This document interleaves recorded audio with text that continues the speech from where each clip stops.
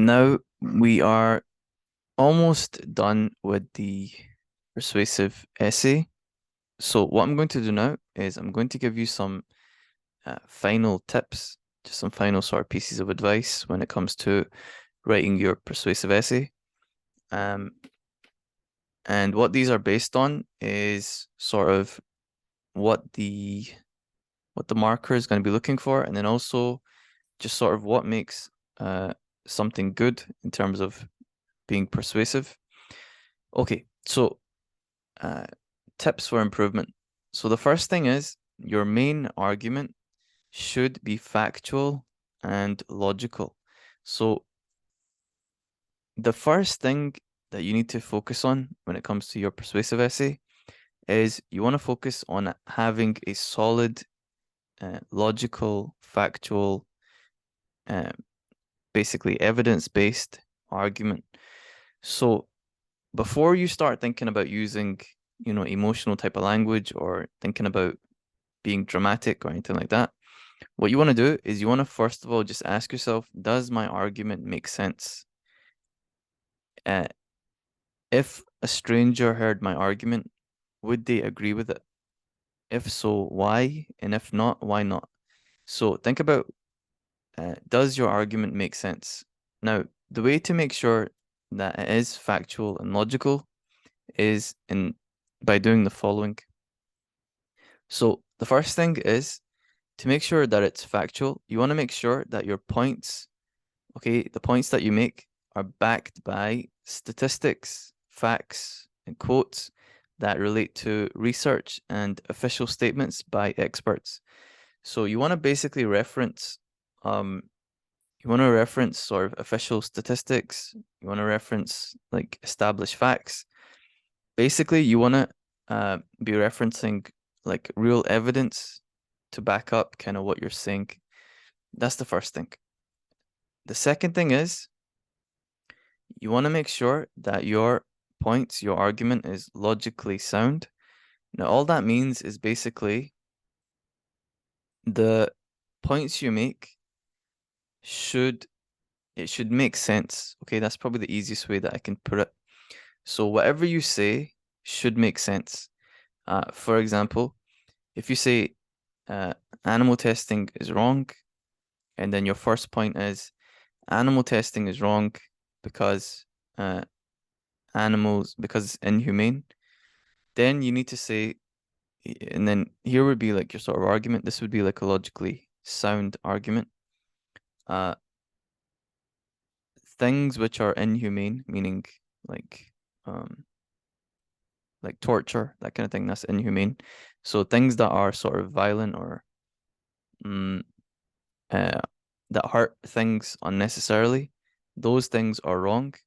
And then you could say, for example, we see torture of human beings, or we see torture as being wrong, as being unethical. Therefore, animal testing is similar to torture in that a lot of them are harmed in this way and that way. Therefore, animal testing is also unethical. So do you see how like one statement basically builds on kind of the statement before it? That's what you call being logically sound.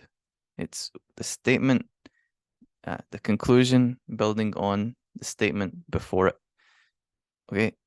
Um, I don't want to go into basic logic here, but okay, maybe if I just give you an example of something that wouldn't be logically sound.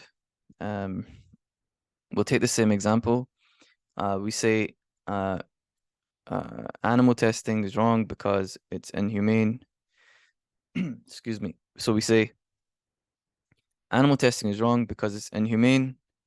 Uh, torture is accepted in some cultures and in some places. Um, animal testing is similar to torture. Therefore, animal testing is wrong. Excuse me. So do you see how those conclusions don't follow each other? Do you see how like one statement doesn't follow the next? So, like I said, torture in some places is okay, it's accepted.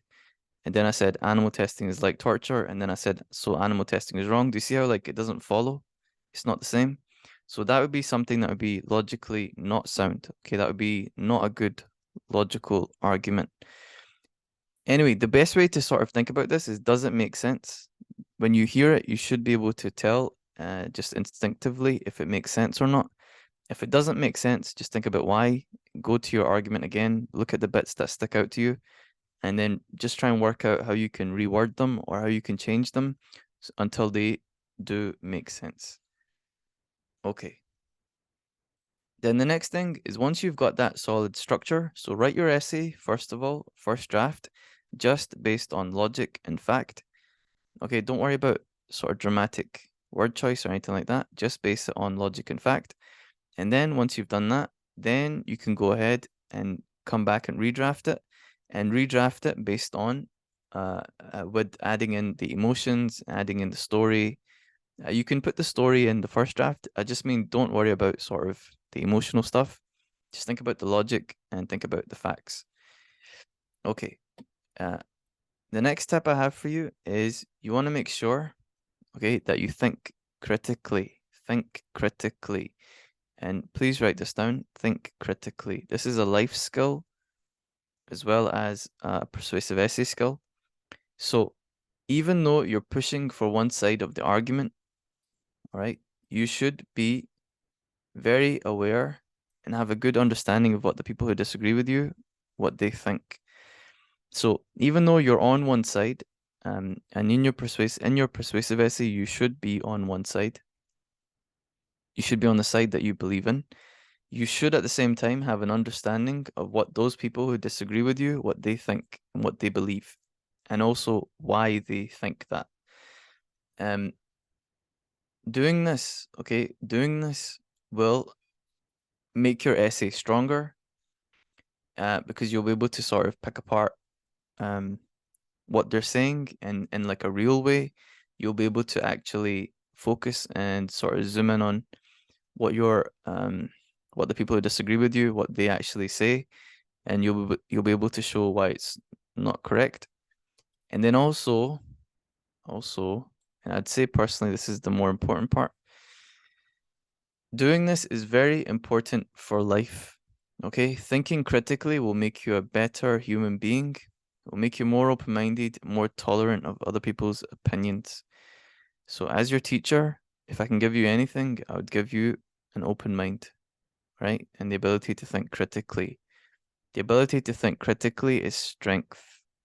Okay, it's only sort of weak-minded people who are not able to think critically or not able to consider what a person who disagrees with them, they're not able to listen to it or consider it or think about, could it be right? So critical thinking shows strength and intelligence. It's good, okay, because no human being has all the answers, and especially at your age, you basically know nothing, okay? So that being said, be humble enough to say, this is what I think, here's why I think it, and then tell me what you think, as in people disagree with you. Look at what they say. Okay, here's why I disagree with this, this, and this, but you're entitled to your opinion, as I am entitled to mine. Doing that will make you into a very successful, very strong-minded adult when you enter the world, because in reality, the world is not black and white, and things are very complicated. Okay, so anyway, those are my tips for you for your persuasive essay. You are now ready to go ahead and write your persuasive essay. And now we're going to look at reflective essay writing.